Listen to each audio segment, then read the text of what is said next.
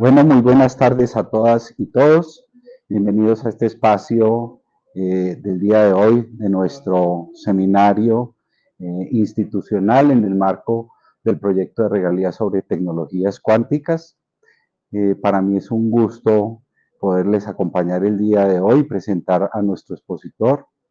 Eh, Tengo el gusto de que en el año 2010, cuando llegué a la Universidad Nacional de Colombia, el primer estudiante que arrancó el camino de la formación académica en la línea de trabajo mía fue precisamente nuestro expositor el día de hoy. Y el día de hoy verlo totalmente desarrollado, exitoso, triunfando en escenarios muy importantes a nivel del mundo, pues nos hace sentir muy orgullosos como universidad, como país. El invitado nuestro el día de hoy tiene el nombre de Daniel Gustavo Suárez Forero. Es profesor actualmente o acaba de tener admisión en una posición doctoral en la Universidad de Maryland en Baltimore. Dentro de su proceso de formación hizo el pregrado y la maestría acá en la Universidad Nacional de Colombia bajo mi dirección. Luego, a través de unos colaboradores nuestros en Italia, en Lecce, se fue a trabajar a uno de los laboratorios del CNRS con el grupo de fotónica avanzada dirigido por el profesor Daniel Zambito. Ha hecho varios postdoc, está terminando un postdoc precisamente en el momento en la Universidad de Maryland con el grupo del profesor Jafesi, de los trabajos que nos va a compartir el día de hoy. Entonces, sin más preámbulos, yo quiero darle la bienvenida a Daniel, que nos complazca con su presentación. Como pueden ver en la diapositiva principal, es una persona que tiene dentro de su palmarés científico varios Nature, Science, es decir, artículos de altísimo impacto. Entonces, bienvenido Daniel, muchísimas gracias. Bueno, muchísimas gracias, profe, por la presentación y aprovecho para agradecerles a los profesores Herbert y William la invitación. Para mí es muy grato poder volver a la Universidad Nacional después de estos años y siempre será un placer estar en el alma mater. Lo que les quiero contar hoy es un resumen de lo que fue mi periodo como investigador postdoctoral en la Universidad de Maryland, en College Park, en Estados Unidos, precisamente en el Joint Quantum Institute, en el grupo de profesor Mohammad Hafez. Nuestro tema común de investigación es la interacción radiación-materia en sistemas bidimensionales. Esto abarca muchísimos efectos físicos en muchos materiales. Por ejemplo, tenemos líneas de investigación en grafeno, en donde intentamos manipular coherencia de electrones con luz cuando estos están en un régimen de efecto Hall cuántico. También tenemos líneas de investigación en silicio, en longitudes de onda de telecomunicaciones, en los que intentamos crear estructuras fotónicas con propiedades topológicas.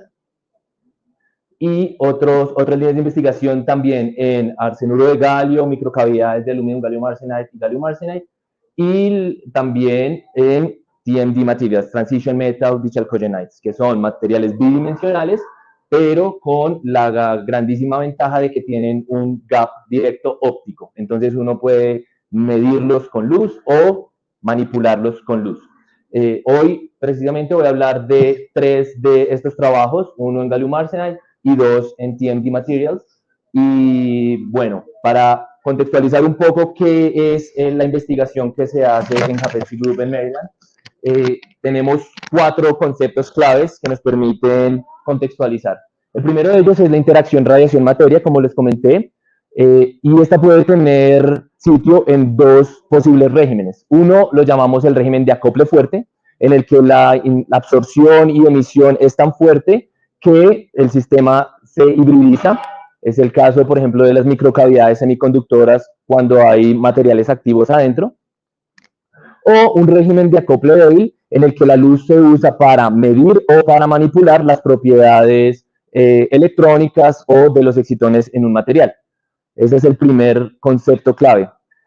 El segundo concepto clave es quiralidad, que tiene un poco de raíces y es común en muchas áreas de la ciencia, pero en este contexto específico se podría intercambiar por direction dependent, dependiendo de la dirección en la que uno mira un sistema, las propiedades físicas cambian. Acá hay dos ejemplos que fueron probablemente los pioneros de la quiralidad en fotónica, que uno es las estructuras semiconductoras de cristales fotónicos, en los que en algunos sitios del cristal hay una fuerte polarización circular, lo que hace que si uno ubica un emisor en uno de esos sitios específicos, la emisión sea 100% direccional. Si yo empiezo con un estado en un quantum dot con spin up, emito hacia la derecha. Si estoy con spin down, voy a emitir hacia la izquierda. Esto es por este es un ejemplo de un sistema quiral. Y simultáneamente, otros grupos estaban también trabajando este tipo de estructuras, este tipo de física, en sistemas atómicos, con guías de onda muy delgadas y usando campos evanescentes para acoplar diferentes transiciones dependiendo de la dirección de propagación del campo. Entonces, si yo propago mi luz blanca en esta dirección, observo una transmisión, pero si la propago en la dirección opuesta, es lo opuesto.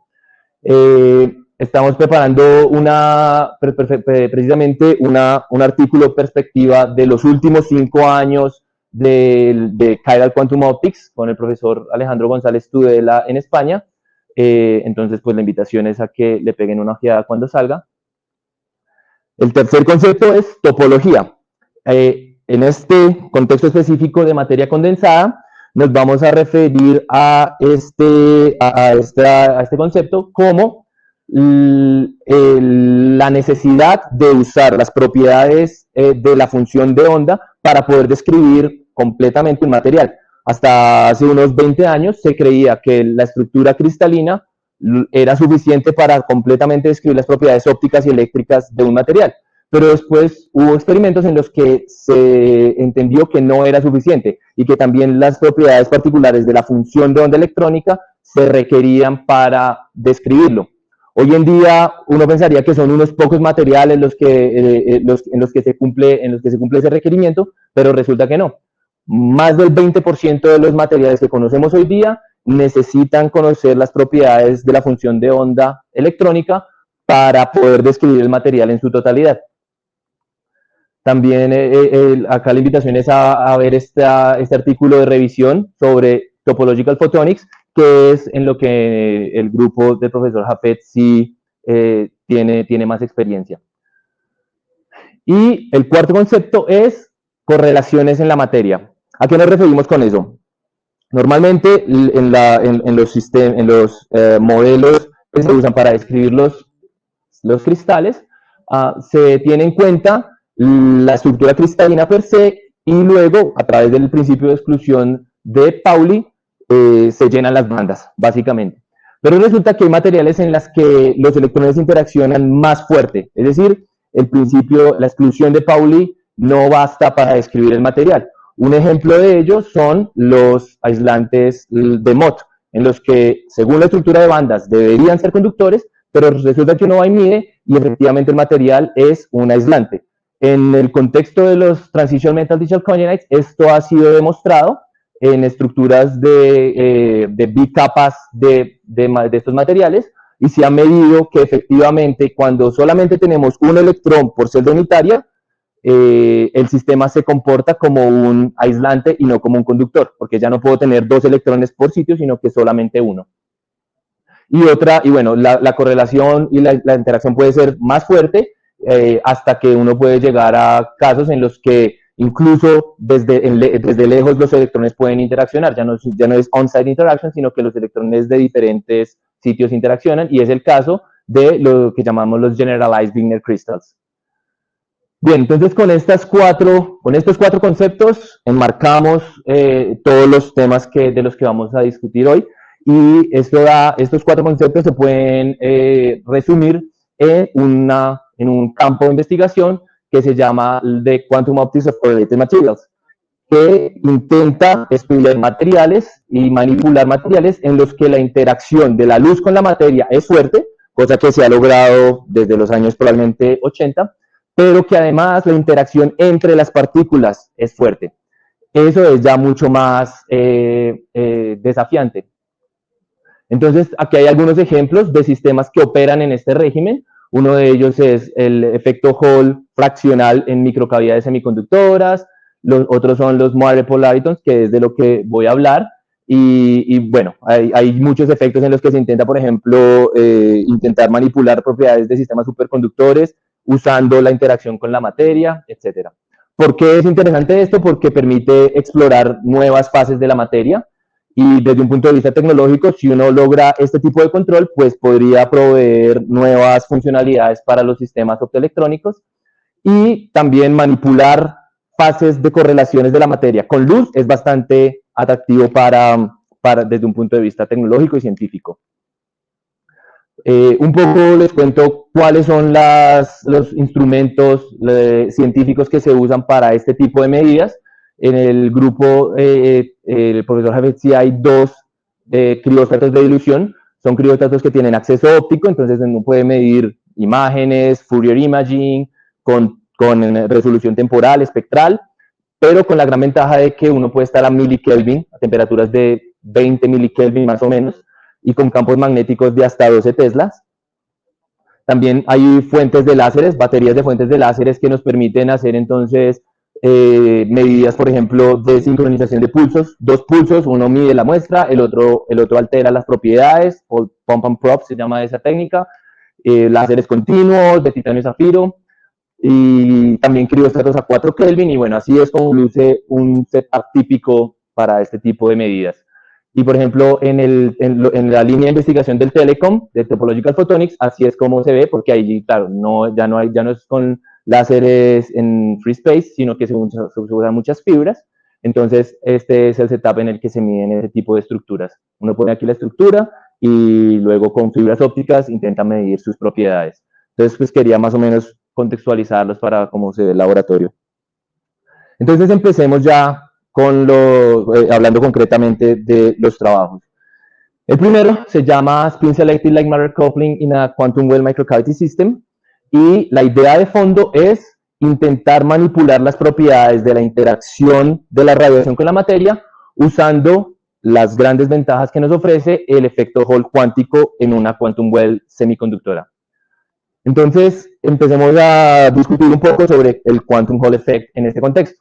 Cuando tenemos un gas bidimensional de carga en un material, en presencia de un campo magnético, hay dos efectos que en este caso son los más importantes para este trabajo. El primero es la creación, la cuantización de los niveles de energía y formación de lo que se llaman los niveles de Landau. Entonces, los electrones o huecos dentro del material ya no van a ser degenerados, sino que se van a formar nuevos niveles de energía que dependen de la intensidad del campo magnético. Pero es igual de importante o más importante el cambio de la densidad de estados en el sistema, porque no solamente cambia la energía de cada estado, sino el número de electrones que cada estado puede acoger. Entonces, cambiando el campo magnético, no solamente tengo nuevos niveles de energía, sino puedo recibir más electrones por estado. Esto se cuantifica con una cantidad que se llama el filling factor, factor de llenado, que básicamente es cuántos electrones tengo o huecos en mi material, dividido en el número total de estados que tengo en este material. Y una manera de verlo entonces es cuando aumentamos el campo magnético, antes tenía un electrón por estado, pero ahora tengo dos en este estado y uno acá. La energía cambió, pero el número de electrones por estado también cambió. Y si seguimos aumentando, ahora puedo tener mis 3 electrones en el mismo nivel de Landau. Eso es el efecto que vamos a usar para manipular la interacción de la luz con la materia. Entonces podemos construir paso a paso el sistema físico que vamos a estudiar.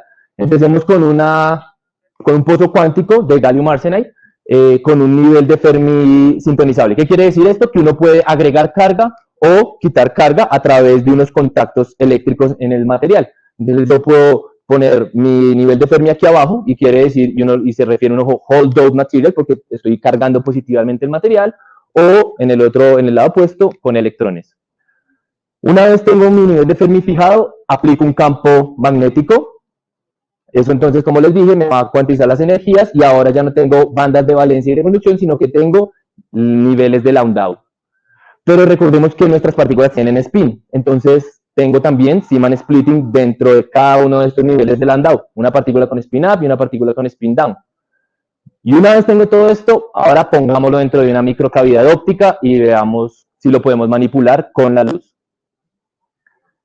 Así es como se ve el diseño de una de estas heteroestructuras. Es lo que se llama un DVR, un espejo de Bragg, que son pares de capas dieléctricas, con una quantum well en el máximo del campo eléctrico y una capa que se llama de delta doping que nos permite cambiar el nivel de Fermi, porque esto es un material que uno carga y descarga, y eso hace que entonces yo tenga diferentes densidades de carga dentro de mi quantum well. Y ahora, ¿cómo afecta esto o cómo entendemos esto desde el contexto de la luz? Porque normalmente el Quantum Hall Effect se entiende desde un punto de vista eléctrico. No sé si lo recuerdan, que aumentamos el campo, la resistencia Hall va aumentando y se ven estos platós que fueron los más famosos, que han dado los premios Nobel. Pero desde el punto de vista de la luz es bastante difícil porque hasta ahora no se podía hacer demasiado. ¿Cómo podemos acoplar entonces ese concepto con la luz? Pensemos en un sistema que tiene un nivel de Landau cero en la banda de valencia y un nivel de conducción con una ocupación de electrones tal que tengo un electrón por estado permitido. ¿Qué pasa si intento con un fotón excitar un hueco desde mi banda de valencia y llevarlo a la banda de conducción? No tengo estados permitidos. Es decir, este fotón simplemente no puede generar ningún excitón dentro del sistema. ¿Y qué voy a ver? Cuando miro la reflectividad de esta microcavidad, pues voy a ver una dispersión parabólica que es típica de microcavidades semiconductoras vacías. Entonces a esto lo llamamos el bare cavity mode, pero ahora pensemos en la posibilidad de aumentar el campo magnético. Como les dije, cambié la degeneración de estados del sistema, y ahora si un fotón intenta excitar un hueco y llevarlo a la siguiente banda, un electrón de la banda de valencia a la de conducción, sí se puede, porque hay estados permitidos.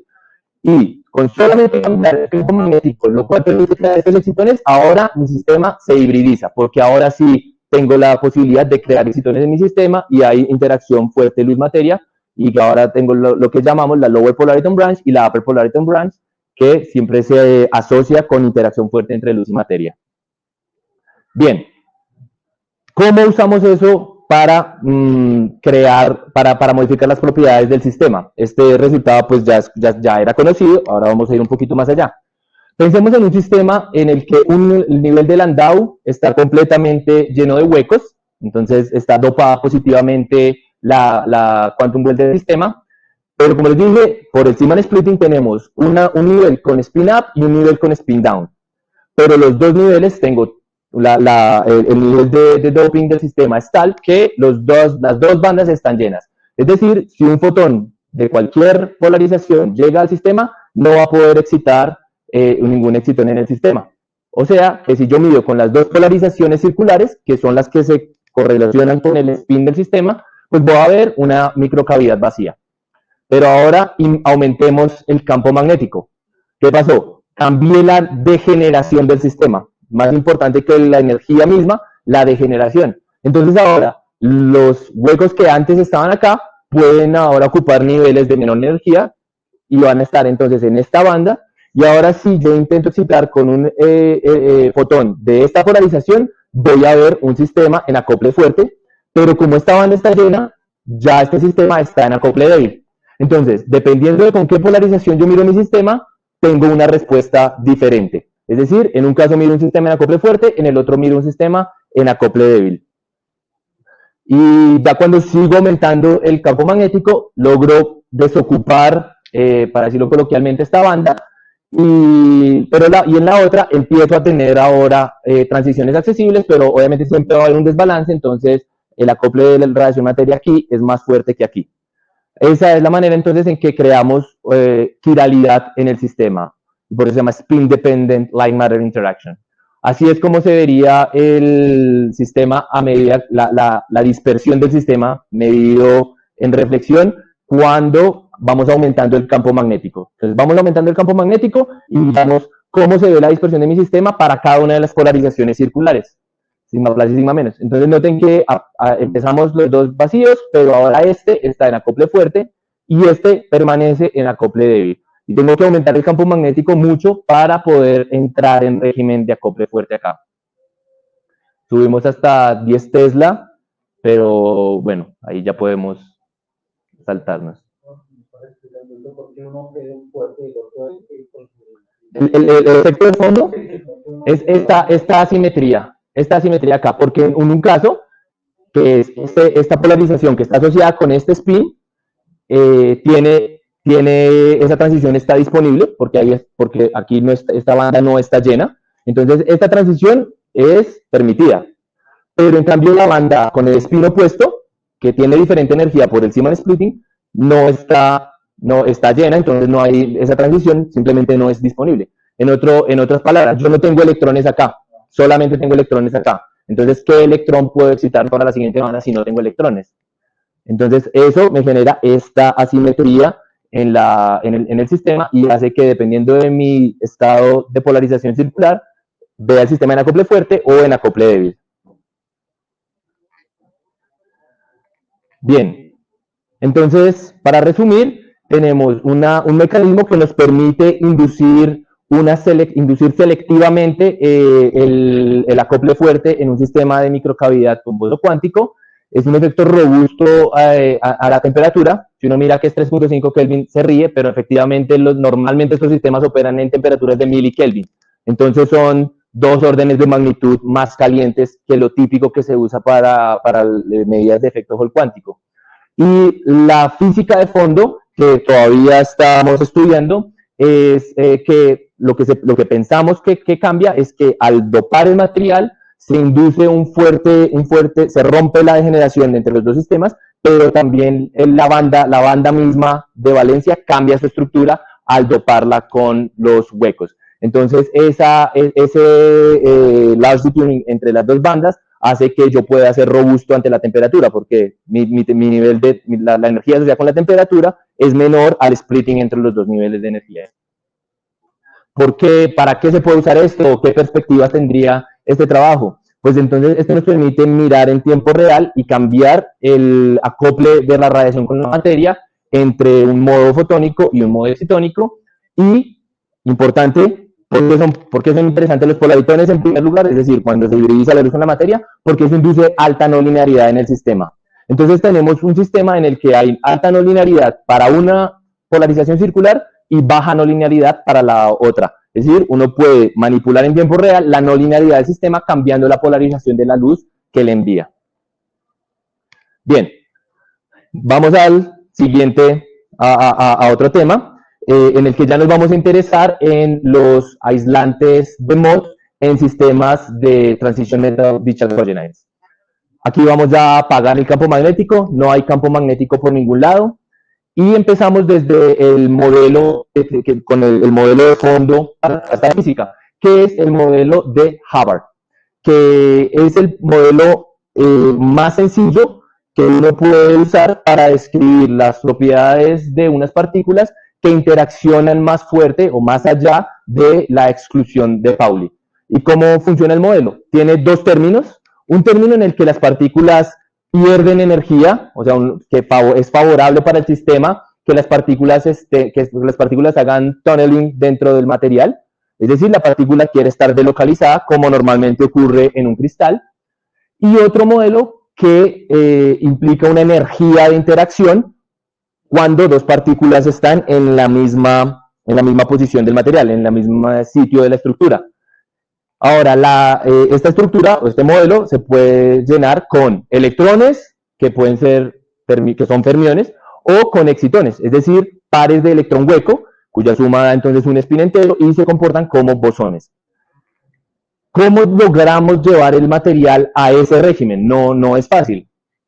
Lo que interesa, la cantidad relevante es la energía cinética de los electrones, que en este caso es T, versus la energía de interacción coulombiana entre ellos, que en este caso es U. Cuando T sobre U tiene un valor muy pequeño, quiere decir que la energía de Coulomb se vuelve muy relevante y ya una descripción de partícula individual no funciona. ¿Cómo se logra esto en los TMD Materials? Bueno, el concepto es el siguiente. Tenemos una estructura que es una honeycomb. Los TMD se pueden entender como un grafeno, pero en lugar de tener carbono, tengo un átomo, un transition metal, que puede ser tungsteno o molibdeno, y un metal calcógeno, que puede ser selenio o puede ser azufre, en este caso. También puede ser telurio, no nos interesa.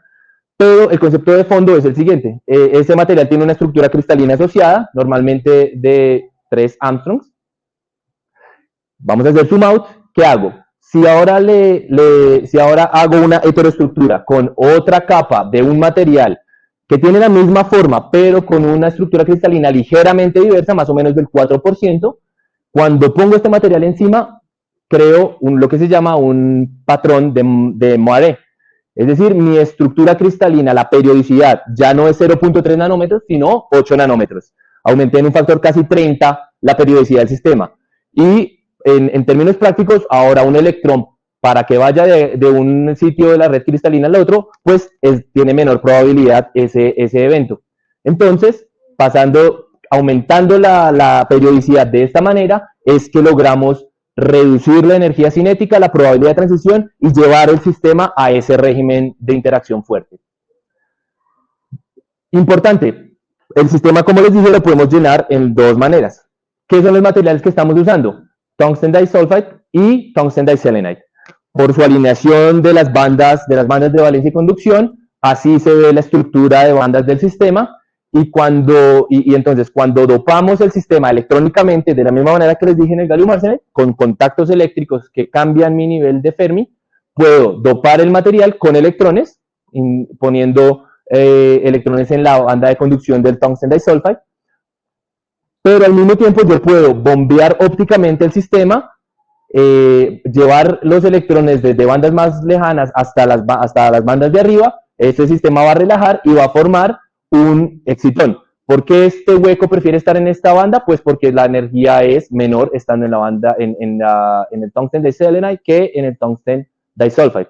Entonces, 2 mecanismos de control completamente independientes nos permiten dopar el sistema con 2 partículas de naturaleza diferente, con fermiones, porque si con las gates eléctricas podemos doparlo con electrones, y con excitones, o sea, con bosones, pares de electrón hueco. Entonces tenemos dos tipos de control que nos permiten cambiar la población voluntariamente. Esto lo que hace es que nos crea un diagrama de fases muy rico, porque podemos cambiar la población desde completamente fermiónica hasta completamente bosónica, pasando por cualquier mezcla de bosones y fermiones. Entonces, esto expande la física bastante en el sistema. Nosotros pues estudiamos un régimen muy particular, muy chiquito, pero pensamos que hay mucha física por explorar aún. Miremos los 3 casos límites que para este caso son los que nos interesan. Un excitón individual en una red de Moiré, entonces creamos el excitón, un bosón, y ese bosón pues vive en una red que está vacía. Otro caso interesante es, ahora, ¿qué pasa si completamente llenamos los niveles del sistema y cada celda unitaria de esa red cristalina tiene un electrón?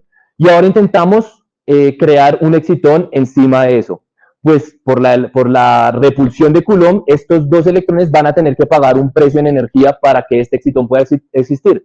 Eso quiere decir que la energía de este excitón es mayor a la energía de este excitón. Y eso es lo que uno ve en el experimento. Efectivamente hay un gap en la energía del sistema. Y en general se puede tener cualquier mezcla de fermiones y bosones en este sistema. En trabajos anteriores estudiamos el régimen en el que completamente dopamos con bosones, con excitones, bombeando con láseres muy fuerte el sistema. Intentamos crear un aislante de Mott, pero bosónico. Pero cuando redujimos la potencia de bombeo a niveles en los que se crean muy pocos excitones a cada tiempo, pero el nivel electrónico sí se cambia, descubrimos cosas muy interesantes. ¿Cómo es el experimento entonces en concreto en este caso? Bombeamos con un láser de muy baja potencia nuestro bilayer de los materiales TMD, y a medida que nosotros cambiamos, entonces, ¿cómo funciona? Bombeamos con la luz, eso nos crea un excitón en el material que por el alineamiento de las bandas, pues va a preferir este electrón, rápidamente va a perder esa energía y a tunelar a la otra capa, porque su nivel de conducción está más abajo. entonces va a crear un excitón, lo que llaman un interlayer excitón. Un excitón que tiene el hueco en un material y el electrón en otro material. Ese excitón tiene tiempos de vida, esos tienen tiempos de vida muy largos, lo cual es bueno para unas cosas, malo para otras. En este caso lo usamos como lo utilizamos esa propiedad para poder medir difusión en el sistema, porque la vía es lo suficientemente larga para que este excitón difunda y nosotros podamos medir la difusión de este excitón a medida que nosotros cambiamos esta densidad de electrones. Es decir, cómo es la difusión de un bosón cuando cambiamos el número, la densidad de fermiones en el sistema. Es un problema entonces interesante, ¿no? Un bosón en un gas de fermiones. Cuando ya después del tiempo de vida, ese excitón se recombina, emite un fotón y eso es lo que nosotros medimos. Así que cuando hacemos la imagen de esto, más o menos se ve así. Nosotros sabemos que nuestro láser tiene un diámetro pequeño, definido por el límite de difracción. Entre más pequeño, más felices estamos. Y luego nosotros medimos cómo es la fotoluminiscencia del material, hacemos una imagen de eso. Y en palabras coloquiales, si estoy midiendo luz de un sitio donde no estaba mi láser, pues quiere decir que mi excitón se movió de donde lo creé hasta donde lo medí. Eso entonces se caracteriza con una longitud de difusión y eso es lo que nos da la información sobre el sistema. Ahora, ¿cómo sabemos que estamos en el régimen de que la densidad de excitones es lo suficientemente baja? Pues nosotros vamos reduciendo la intensidad de bombeo y en un momento aparece algo interesante. Aparece un gap en el sistema, aparte del gap del Mott insulator, aparece un segundo gap aquí, que lo asociamos con una partícula que se llama attractive polarant. Quiere decir que la cantidad de excitones en el sistema es lo suficientemente baja para que la poca densidad de carga de electrones que estoy generando vista ese estado y me genere un estado de menor energía. Ese es este gap de acá. Ahora, cada excitón también está interaccionando con las partículas, con los electrones libres del sistema.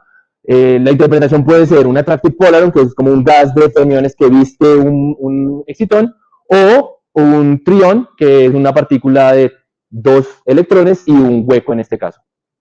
Pero entonces lo importante es que ya sabemos en qué régimen queremos estar, donde los excitones casi que los podemos describir como individuales. Obviamente es probabilístico, pero este gap nos da esa confianza.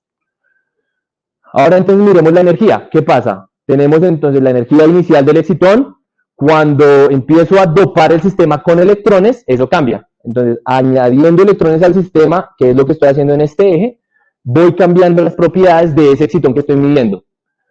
Y en un momento baja la energía, como les dije, que quiere decir que ahora hay interacción a más de 2 partículas. Y cuando ya tengo un electrón por celda unitaria, tengo que pagar el precio en energía, que es la interacción de Coulomb entre 2 electrones. Entonces, en este estado estaríamos en un aislante de Mott. Ahora, ¿qué pasa con la difusión cuando cambio la densidad del sistema? ¿Cómo se mueven esos excitones a medida que voy dopando mi material? Bueno, miremos entonces, la línea roja es la longitud de difusión y tenemos un pico cuando tengo exactamente un electrón por celda unitaria, lo cual es bastante extraño porque uno diría, bueno, estoy en un aislante de Mott, y como su nombre indica, es un aislante. Entonces, ¿cómo así que mis excitones son más móviles cuando tengo un aislante? Y eso fue una pregunta que nos costó bastante responder. Pero para tener toda la información del sistema no basta la difusión, porque uno puede decir, bueno, usted está difundiendo más porque su partícula está viviendo más tiempo o porque efectivamente va más rápido. Entonces hay que medir también el tiempo de vida. Y ya combinando esas dos medidas, ya podemos extraer lo que se llama el coeficiente de difusión, que ese sí se puede decir que nos da información acerca de la masa efectiva de la partícula que está difundiéndose en el sistema. Y como vemos, cuando ya tenemos en cuenta el coeficiente de difusión, son 3 órdenes de magnitud que cambia esta cantidad. Es decir, estamos pasando de partículas muy pesadas a algo increíblemente móvil, pasando por una reducción de la movilidad acá, que ya también la vamos a explicar. ¿Cómo podemos entonces aislar estos diferentes regímenes del sistema? Empezamos con un excitón, como les dije, es interlayer, quiere decir, el electrón está en el tungsten disulfide y el hueco en el tungsten diselenide. Y esta partícula se está moviendo en el sistema que está todavía sin electrones. pero a medida que aumento mi densidad, cuando ya empiezo a dopar el sistema, ahora tengo suficientes electrones para que cada excitón sea vestido por uno de esos electrones. Entonces ya no es una partícula de 2 cuerpos, sino es una partícula, una cuasipartícula de 3 cuerpos. Y por eso es mucho menos móvil, porque su masa es mayor. Entonces tenemos este caso en el que se redujo la movilidad del sistema. Sigamos viendo, ¿qué pasa entonces? Porque, ¿cómo puedo explicar estos 3 órdenes de magnitud de incremento en la difusividad? Ahora entonces tengo un electrón en cada uno de los sitios de mi sistema y este hueco puede, entre comillas, tunelar gratis entre cada uno de estos sitios, porque si se acopla con este, o si se acopla con este, o con este, la partícula no va a tener ningún precio en energía. Entonces, este hueco se vuelve muy móvil. Factor número 1. Factor número 2, esta nueva red cristalina de electrones, entonces sobre mi red cristalina de átomos, ahora tengo una red de electrones que obviamente generan un potencial coulombiano y me reducen, hacen un apantallamiento del potencial coulombiano para este hueco. Entonces, no solo tengo una partícula más ligera, sino que está en un potencial más shallow. Y si seguimos aumentando el número de electrones en el sistema, ahora tengo una capa de electrones que ya están en ese estado cristalino y creo mi nuevo electrón a una mayor energía, entonces tengo una reducción de nuevo de la movilidad, porque otra vez es un problema de 2 cuerpos. Bien, podemos ver cosas incluso más interesantes como estados fraccionarios, en los que no tengo un electrón por lattice side, sino que tengo uno cada 3. Eso se conoce como un Generalized Wigner Crystal, y son interesantes porque en este caso la interacción de Coulomb no es local, sino que es a distancia. Entonces quiere decir que las correlaciones son muy fuertes en el sistema. ¿Y cómo lo detectamos? Bueno, si tenemos estas modulaciones en la movilidad, dan cuenta de esos estados fraccionarios. Por ejemplo, cuando tenemos el estado medio, tenemos el mínimo absoluto. ¿Por qué? Porque tengo una partícula pesada y además tengo una barrera de electrones que no me permite mover en el sistema. Y esos electrones están en una estructura cristalina. Entonces es inamovible. Y también tengo los estados 2/3, en los que ahora tengo 2 electrones cada tres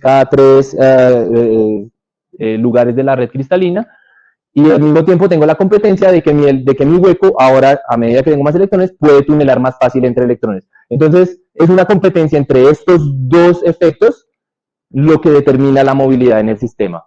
En los casos extremos son cuando tengo solo un excitón o cuando tengo un aislante de Mott.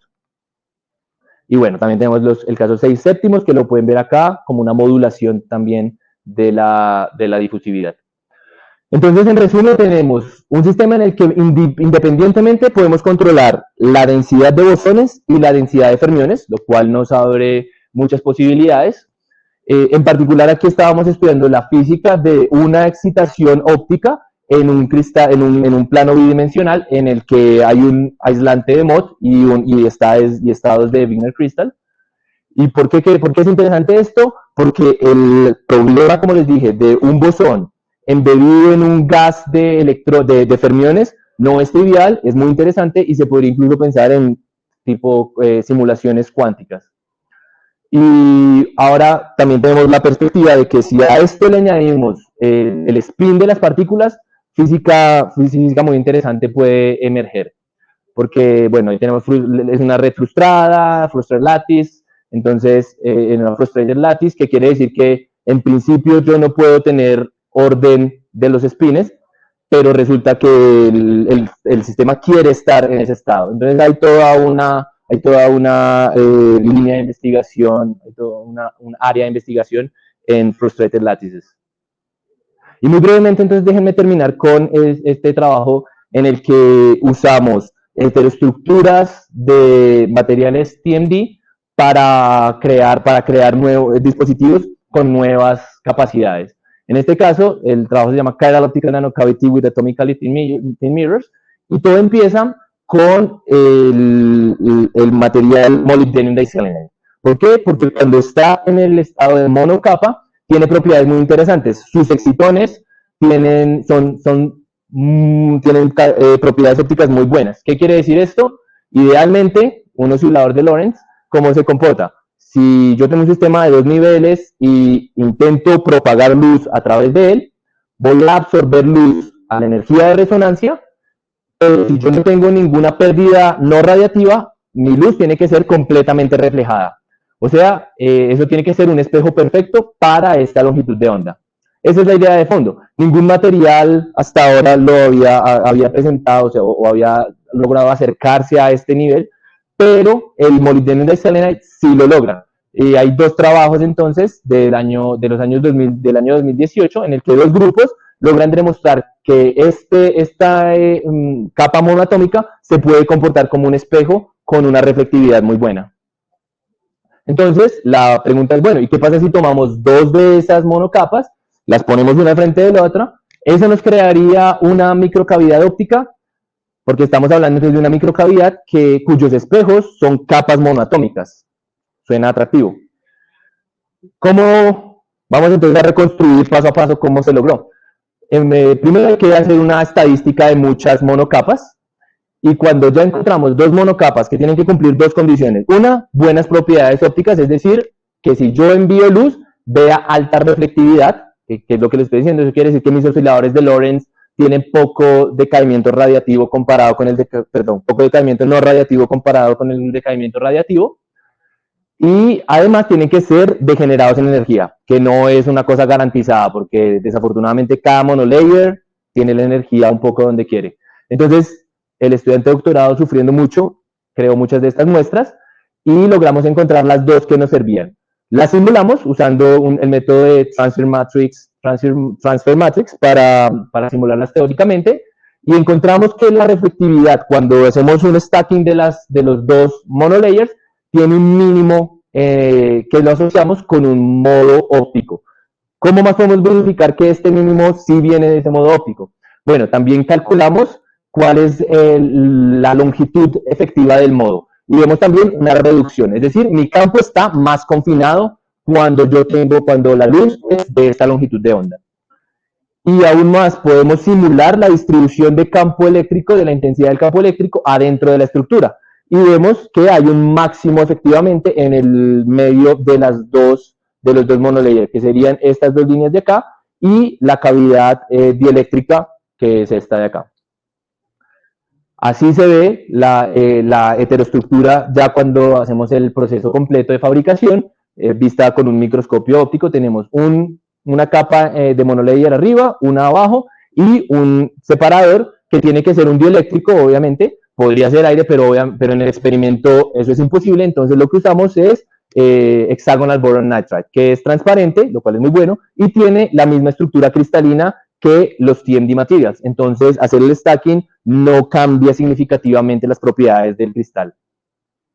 Así se ve entonces el esquema de la cavidad completa: el sustrato de silicon y silicon dioxide, luego el HBM, que es el dieléctrico, y los dos espejos monoatómicos embebidos ahí. Y cuando lo vamos a medir en el laboratorio, efectivamente vemos la modulación de la reflectividad a la energía que la esperamos. Es decir, estamos creando ese modo de cavidad confinado en el sistema. Podemos ir más allá, podemos contactar eléctricamente esas monocapas y cambiarle su densidad electrónica, entonces modificando las propiedades de los excitones en el sistema, lo cual nos permite apagar uno de los espejos, y que tenemos simplemente un espejo que es el que no está apagado.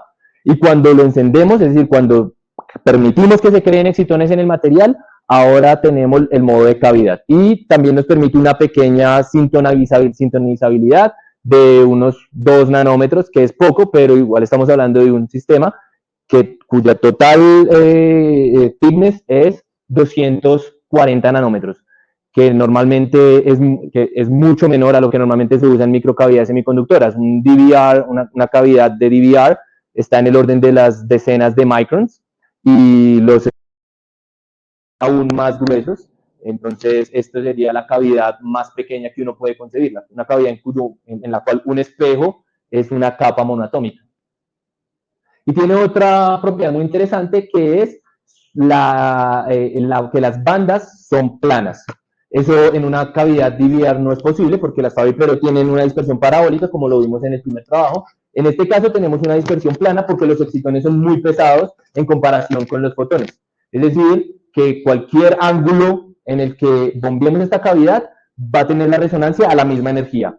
Eso se ha vuelto un problema bastante complicado, especialmente cuando uno quiere manipular propiedades de sistemas semiconductores ópticos con otras estructuras como cristales fotónicos. Tener una flat band es bastante deseable. Por ejemplo, en el 2023 hubo un trabajo en el que lo que mostraban era que si uno logra tener una cavidad plana, puede manipular los electrones dentro del sistema en maneras imprecedentes. Y podemos ir más allá, si como estos materiales tienen una respuesta magnética, pues podemos romper la simetría temporal aplicando un campo magnético, y lo que antes era una resonancia, ahora son dos, y nuestro sistema se vuelve de nuevo quiral. Es decir, si yo bombeo el sistema con una polarización circular o en una dirección, observo una resonancia. Si lo bombeo desde la otra dirección, observo otra resonancia. Dependiendo de por dónde lo bombeo, observo una energía diferente. Obviamente, asumiendo que siempre con la misma polarización circular. Entonces, resumiendo, tenemos nuestro sistema que lo formamos con tres capas dieléctricas de HBN, dos espejos semiconductores con atomical thin layers, y cuando aplicamos el campo magnético, ese modo se nos vuelven en realidad dos modos con polarización circular opuesta. Entonces, esta es el sistema de microcavidad, de nanocavidad en este caso, más compacto que uno puede pensar. Espejos que son atómicamente delgados. ¿Por qué lo podemos lograr? Porque por las propiedades ópticas de los transition metal digital coordinates, y tiene dos propiedades muy deseables: quiralidad y bandas planas. Entonces, como perspectiva, pues es precisamente explotar estas dos propiedades que no se encuentran en otras cavidades semiconductoras. Obviamente siempre hay un precio que pagar, y es que ya después de 20 años las cavidades semiconductoras alcanzan factores de calidad de 10 a la 5, mientras que aquí todavía estamos en 10 a la 3, así que hay mucho trabajo por hacer, pero queremos intentar, lo que les quiero intentar convencer es que vale la pena investigar más allá de esto. Y bueno, con esto déjenme terminar. Permítanme agradecer finalmente a nuestros colaboradores que participaron en estos experimentos en los Estados Unidos, en el JQI, y también afuera en otras universidades, al grupo del profesor Mohammad Hafetzi, en el que estuve durante 3 años y medio hasta hace un mes. Los estudiantes de doctorado que participaron en estos proyectos, las agencias que permitieron que fuera viable hacer este tipo de investigaciones, y abusando de la oportunidad que me dieron los profesores, promocionar que voy a empezar una posición de profesor asistente en la Universidad de Maryland, Baltimore County, donde también quiero crear líneas de investigación en este mismo ámbito, y obviamente los estudiantes de la Universidad Nacional, sé la calidad de ellos, y me encantaría que alguno de ustedes pudiera ser parte de este grupo. Así que están súper invitados. Si necesitan más información, por favor, contáctenme a este correo, y muchas gracias por la invitación.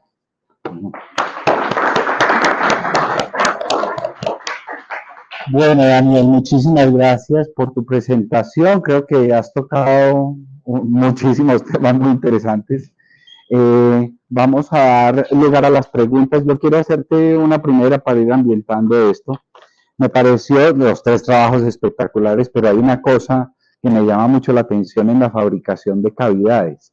Este último trabajo, que obviamente está enfocado hacia quiralidad, pero que deja muchas cosas a nivel del desarrollo tecnológico, porque realmente la fabricación de cavidades con altos factores de calidad siempre ha sido un reto, y en eso pues hemos ido evolucionando mucho, pero llama mucho la atención lo que acabas de mostrar.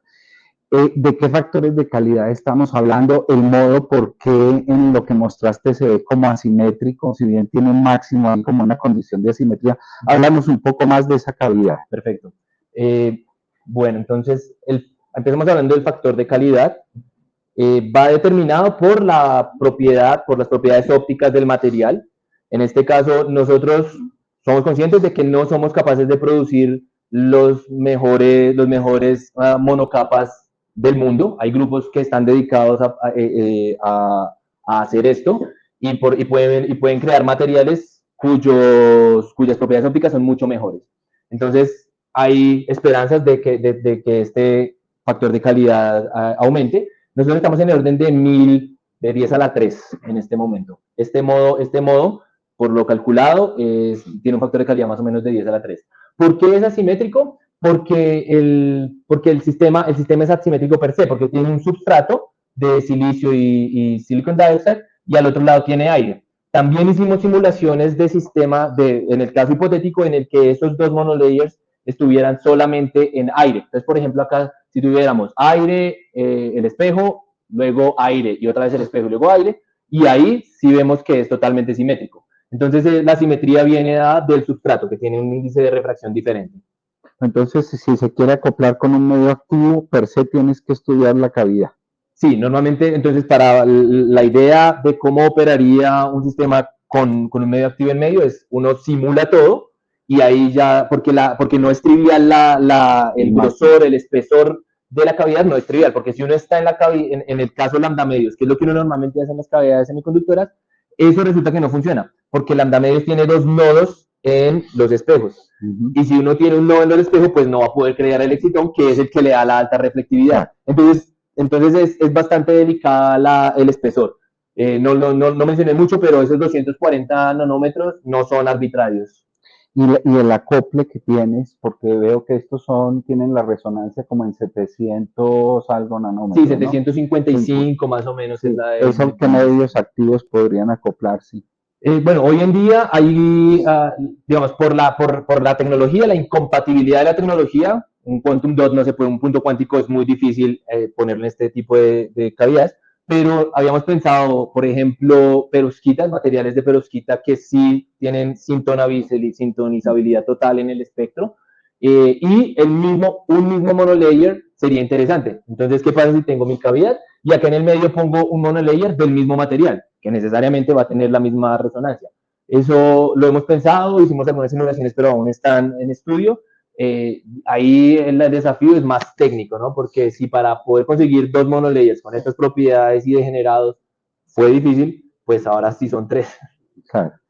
Vale, yo voy a abrir el espacio a preguntas. Le voy a pedir a Cristian, que está en Twitch, que las preguntas allá me las coordinen para que si hay preguntas de la audiencia que está en línea, pues nos la hagan por el chat y luego se lean. Por ahora voy a abrir el espacio de preguntas aquí en la audiencia que tenemos presencial, y entonces, si alguien tiene pregunta, por favor levante la mano. Profesor Juan Carlos.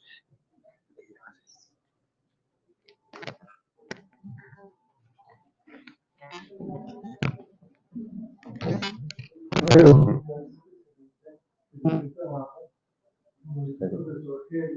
hay un montón de cosas aquí.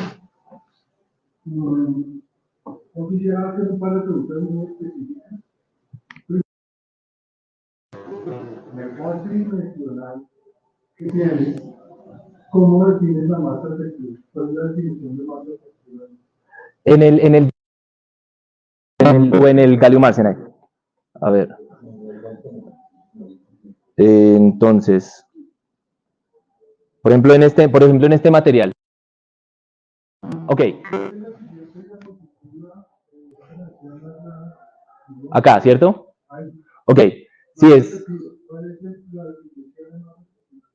Bueno, en este caso, entonces, no es precisamente porque a medida que yo cambio mis electrones, pues va cambiando la masa efectiva. Entonces, el classical approach de tengo mis bandas y entonces la segunda derivada de la banda es mi masa efectiva, ya se rompe. Entonces aquí nosotros hablamos de masa efectiva en el sentido en que lo estoy viendo que se difunde más o que se difunde menos, entonces sé que es más pesado o menos pesado. Una definición matemática de masa efectiva en este tipo de sistemas todavía creo que es un problema abierto, porque considera la interacción la interacción ya no puede ser considerada simplemente a través de un campo medio, sino que cambiar un electrón en el sistema me cambia completamente el estado. Y eso es lo que lo hace tan complicado teóricamente. Entonces, no, hasta donde sé, creo que no hay una definición clara de masa efectiva ahí. ¿Perdón? Este caso sería, uno dice, bueno, es la masa efectiva de 2 partículas, que entonces aquí, bien, masa de 2 partículas, masa de 3 partículas. Hicimos algunas simulaciones usando un modelo en el que de una partícula, de 2 partículas moviéndose en un campo, en un potencial periódico. Hasta acá nos funciona. Aquí ya tenemos que hacer algunos trucos, como tenemos que asumir que el potencial sigue siendo periódico y es modificado. Entonces es el potencial del Moiré más el potencial de Coulomb dado por los electrones, por la red cristalina de electrones. Esa es una renormalización del potencial. Y ahí otra vez asumimos que la partícula es una sola partícula. Entonces, hicimos simulaciones al respecto, pero digamos, meter las manos al fuego de que esa es la más efectiva del sistema es difícil. ¿Qué efectos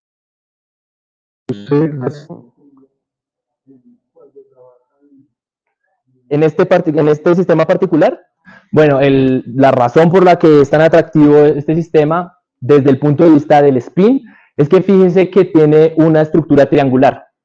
Y en principio hay una cosa que se llama frustración de los spines, que quiere decir que en este sistema usted no puede tener estados antiferromagnéticos, porque si usted pone un spin up acá, un spin down acá, este spin, entonces queda, es que no sabe si es spin up o spin down. Entonces, esa es uno de los intereses, de las cosas que más he estudiado, todavía está en la teoría, pero hay mucha gente intentando medir ese tipo de efectos. Hay quienes han medido antiferromagnetismo en estos sistemas, pero es un antiferromagnetismo en el plano. Entonces eso hace que el sistema sea aún más interesante, porque entonces pueden mis spines apuntar todos hacia adentro o apuntar todos hacia afuera. Eso es, digamos, respecto a la geometría particular del sistema.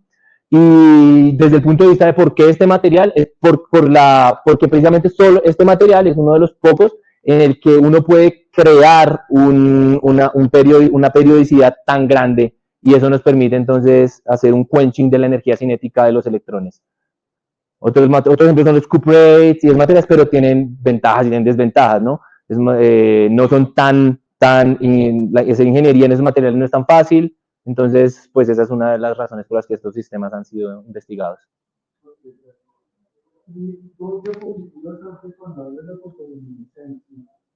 Ok. ¿Aquí? Ok. La generación del par de electrón hueco, pero con diferente vector de bueno, no son materiales de cambio. Bueno, sí, entonces, cada capa individual es de gap directo. ¿Ok?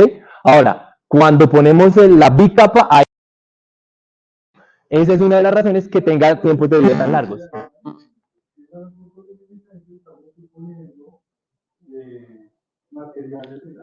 Sí, y eso sí.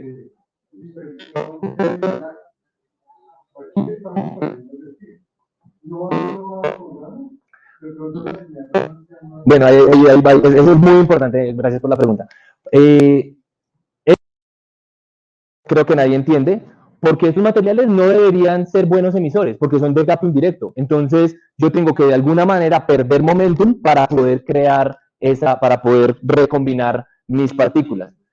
Pero resulta que uno va a medir y sí lo son. También se sabe que no es de gap directo, porque si uno va y mira la reflectividad del sistema, uno no ve el absorbimiento. Eso entonces es una indicación de que yo no puedo absorber fotones, lo que quiere decir que ese gap no puede ser directo, pero sí puedo emitirlos cuando yo bombeo fuera de resonancia. Lo que se piensa es que hay un fonón en medio que es el que permite acoplar el modo para que pueda decaer el sistema, pero no se sabe por qué es tan luminoso ese sistema. Efectivamente no debería serlo. ¿Respondí todo o hay algo más? Sí, Raman, sí, no lo hemos pensado, no lo hemos pensado, pero digamos en ese caso, ¿cómo se podría mirar? Porque, bueno, Raman, para ver cómo sería el fonón. diferencia, la longitud de onda de recombinación es la misma que son dispersiones láser. Son dispersiones láser. Ajá. Entonces sería cuestión de buscarlos. Sí. Hemos intentado hacer un barrido de frecuencias con un láser, pero hasta ahora no vemos que logremos crear este excitón resonantemente. Fuera de resonancia, sí lo crea porque usted básicamente manda el electrón muy arriba y eventualmente se recombina, entonces sí lo puede ver, que es lo que hacemos acá en piel, es resonante, pero solamente con este material, así que técnicamente es una fotoluminiscencia, pero cuando intentamos resonantemente excitar este excitón no lo hemos logrado. Entonces, quizás si uno hace las dos cosas al tiempo, ¿no? Como con Raman excita el fonón y después intenta con la luz ver si lo absorbe, sería interesante. Vale, muchas gracias, Daniel. Creo que eso es un buen ejemplo de materiales cuánticos en muchas versiones, ¿cierto? Lo que hablamos hoy en día, y con estas áreas de los materiales bidimensionales, la topología que dije al principio y todo cómo se involucra con interacción reacción-materia, lo hace pues, muy rico. Es una pregunta muy puntual, por ganar muchas y de pronto una más general. Por ejemplo, en este caso, que lo ponemos a pensar,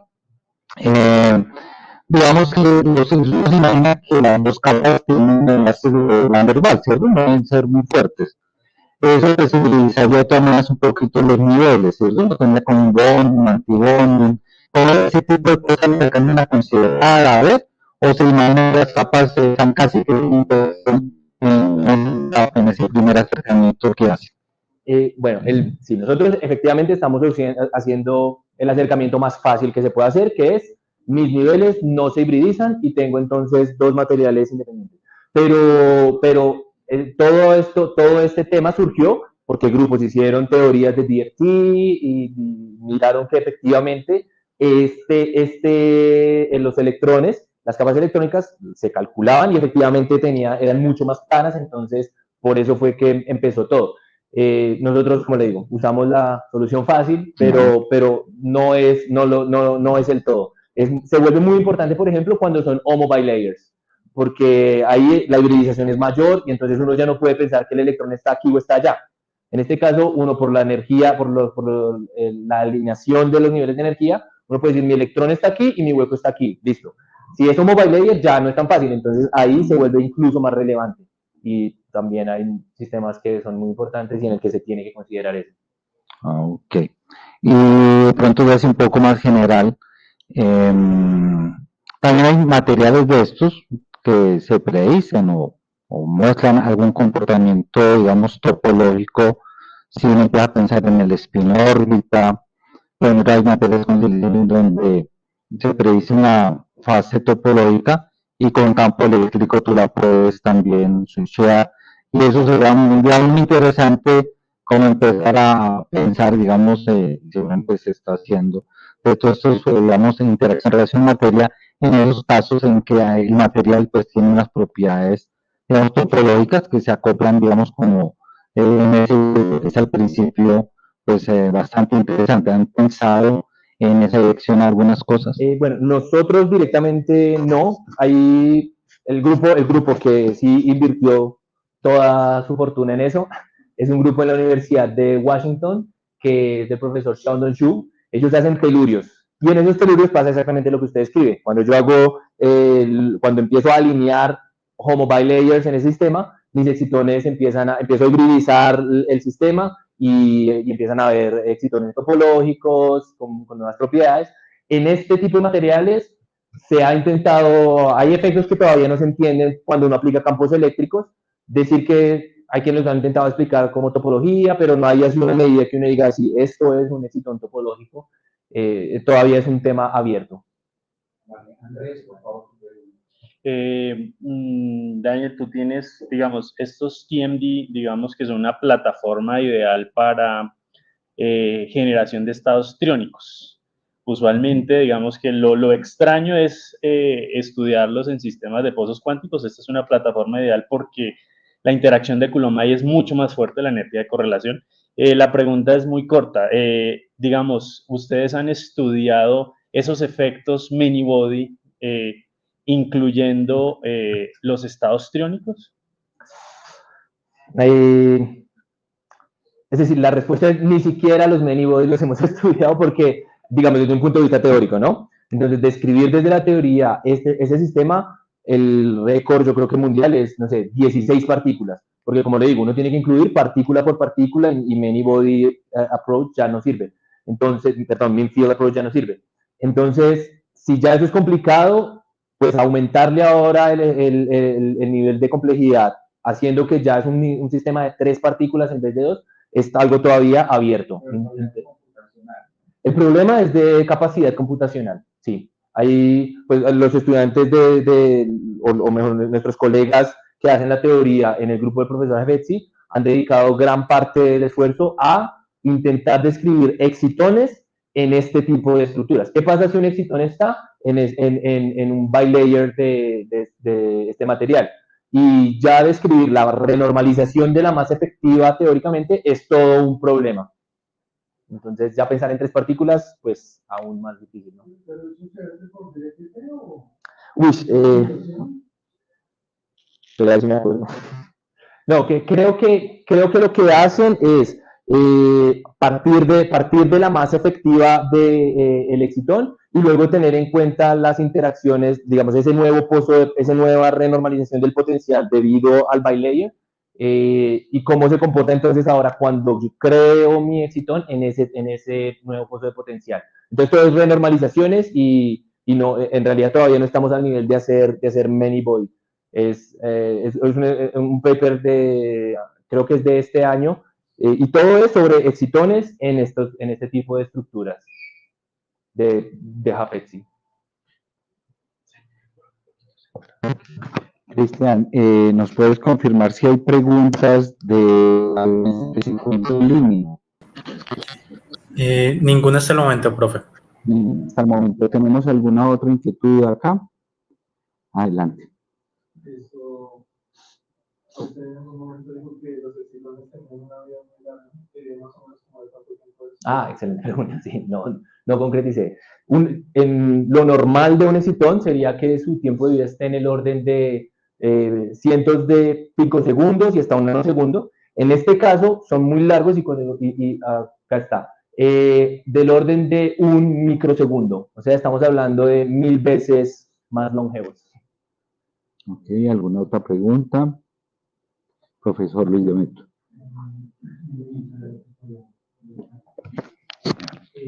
Hay una diapositiva donde está la capa de selenuro.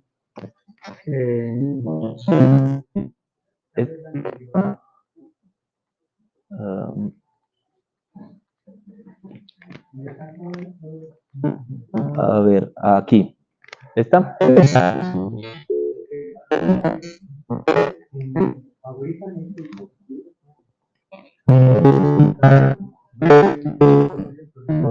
Ok, sí, gracias. Bueno, sí, lo fabricamos allá en Maryland. ¿Cómo se fabrica? Que usa precisamente el hecho de las interacciones de Van der Waals entre las diferentes capas.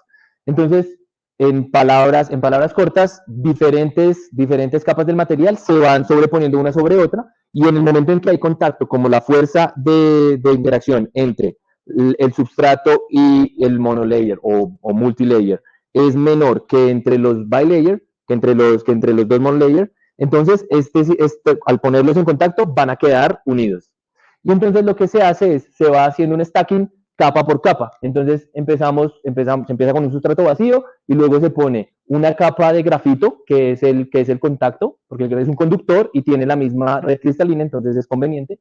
Se pone ese sustrato y se levanta. Se cambia el sustrato y ahora se pone la capa dieléctrica de HBN, se pone en contacto, queda pegado aquí arriba y lo levanto. Ahora añado mi monolayer de tungsteno de selenite, cambio y lo pongo en contacto y así. Y voy entonces apilando capas. Y cuando ya tengo todas mis capas apiladas, lo pongo sobre un sustrato caliento el sustrato de tal manera que lo que antes estaba sosteniendo toda la estructura se derrite y me queda sobre ese sustrato mi heteroestructura como final. ¿Las condiciones experimentales son condiciones de ultralto así? Condiciones de vacío criogénico, 10 a la menos 6 milibar, más o menos. ¿Para la fabricación me pregunta? No, la fabricación es temperatura ambiente a 1 atmósfera. No se necesita, por eso se volvió tan popular también esto, porque experimentalmente la fabricación no es tan demandante como en otros casos. Acá usted puede hacerlo a temperatura ambiente, no necesita vacío, simplemente el investigador lo puede hacer en un microscopio óptico y así va apilando capas y ya. ¿Y los materiales de las que exfolian las capas los compran, los cristales? Sí, esos cristales se compran de una compañía que se me escapa, creo que se llama 2D Graphene, algo así. Ellos venden el bulk material y de ahí uno empieza a exfoliar los materiales. Entonces, también viene un cristal. No, mentiras, ese no lo compramos. Hay un grupo en Japón que se volvió súper famoso porque tienen el mejor nitruro de oro del planeta y todos quieren colaborar. Entonces ellos nos envían los cristales de nitruro de oro porque hasta ahora es el más limpio que existe. Y de ahí, de esos cristales los foliamos también. Y para terminar, solo por curiosidad, creo que tal vez fue la primera o segunda vez que te presentas, donde tienes unas fotografías de la experimentación de la. Claro que sí.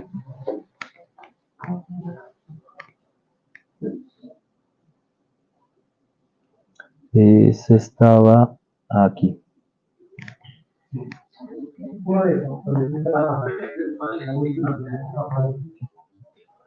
¿Cuánto dinero hay invertido en esto? Uy. Sí, una vez nos pusimos a hacer cuentas con mi colega postdoc y salimos asustados. Por ejemplo, a ver, de ilusión, el último que compramos que pues estuve presente, este valió $700,000, solo el crióstato. Una mesa óptica está en el orden de $40,000 o $50,000. Es una estructura de estas son otros 10,000. Dentro de este crióstato, con el solo crióstato no basta. Usted le tiene que poner motores para poder mover su muestra, ópticas, y las ópticas son bien especiales, porque si usted quiere usar un objetivo aquí, es un objetivo que tiene que resistir milikelvin, alto vacío de 10 a la menos 6 y campos magnéticos de hasta 12 Tesla. Entonces es bien especial esa óptica. Ese solo objetivo costaba $20,000. Los posicionadores, los motores piezoeléctricos son más o menos $40,000, 50,000 con electrónica. Cada láser de estos, por ejemplo, un láser titanio zafiro pulsado, hace unos 8 años lo compramos como en $150,000. Que es el que va a haber aquí en la Nacional, ese nos valió 130,000, que es también un titanio zafiro pulsado en femtosegundo. Esto es un doblador, entonces uno envía luz a 800 nanómetros y aquí la puede convertir al visible o al infrarrojo, también en pulsada. Este valió más o menos $150,000. Ahí, por ejemplo, también este láser acá, que en realidad es un láser gigante que envía pulsos femtosegundos muy potentes, y con eso uno separa ese pulso y crea 2 pulsos de menor potencia, pero en cualquier par de longitudes de onda, que igual estamos hablando de potencias de cientos de miliwatts. Y este equipo total valió más o menos $300,000. Entonces, alguna vez hicimos la cuenta y estamos hablando fácilmente de unos 10, 12 millones de dólares en un solo laboratorio. Y pues este es otro laboratorio que heredamos, entonces.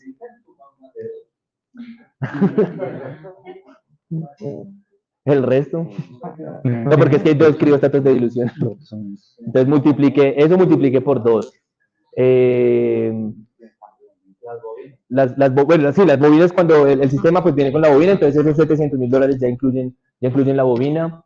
Las mesas ópticas, y además el mantenimiento es muy costoso, porque para poder hacer funcionar este sistema se necesita nitrógeno líquido todo el tiempo. Entonces uno tiene una trampa de nitrógeno líquido, entonces es un constante inversión de nitrógeno líquido, y además para que funcione se necesita un ion de helio, porque lo que hace este criostático para poder llegar a 1000 Kelvin, es para poder vencer la temperatura de licuefacción del helio, es que usan un fermión, entonces un átomo que es el helio 3. Entonces, haciendo eso, pues ya no va a llegar a la licuefacción, y entonces intentan siempre, es como intentar hacer licuefacción de esos iones de helio, y así es que se extrae más y más energía del sistema, en principio indefinidamente. Pero ese helio 3, 18 litros, que es una pimpina así, cuestan $20,000. Entonces, súmele. Y así. La detección. Porque esto es solamente listo, tengo el sistema y los láseres, pero la detección, monocromadores, cámaras CCDs, APDs y superconducting nanowire single photon detectors, ahí son otro $1,000,000 facilito, y así uno empieza a sumar y... Profesor Juan Carlos. Mohamed la saca. Yo no. No, como les dije, en Estados Unidos el financiamiento, en nuestro grupo en particular, viene dado por la Simon Foundation, que es una fundación privada de un matemático de apellido Simon, que da mucho dinero. También tenemos financiamiento del Departamento de Defensa, porque por alguna razón en Estados Unidos siempre intentan hacer pasar la plata de investigación a través del Ministerio de Defensa. Entonces a ellos es donde hay que pedirles dinero. Entonces tenemos con la Marina, con la Fuerza Aérea, bueno, etcétera. También el Departamento de Energía y el ente público, que sería la National Science Foundation. Entonces, sí, digamos, conseguir este nivel de dinero no es fácil, no es que todos los grupos lo tengan. Mohamed es muy bueno para ello. ¿Verdad? La universidad da lo que llaman el Startup Budget. Entonces, ya el modelo es, listo, lo contratamos, vamos a invertir este dinero en su laboratorio, móntelo, y de ahí en adelante usted empieza a atraer fondos para la universidad, porque en realidad no les estoy diciendo el precio del sistema, pero por cada sistema que llega al laboratorio, la universidad se lleva una parte. Entonces, así se financian mucho las universidades, a través de la investigación, pero no por el artículo, sino porque el investigador le paga a la universidad para poder comprar cosas. Es una universidad pública, Universidad del Estado de Maryland, pero el funcionamiento es así. Bueno, si tenemos alguna última pregunta acá en la audiencia, ¿no? Cristian nos verifica si en línea tenemos alguna pregunta. Ninguna, profesor. Ninguna, entonces damos por finalizado el seminario, agradeciéndole a Daniel su presentación. Muchas gracias de nuevo.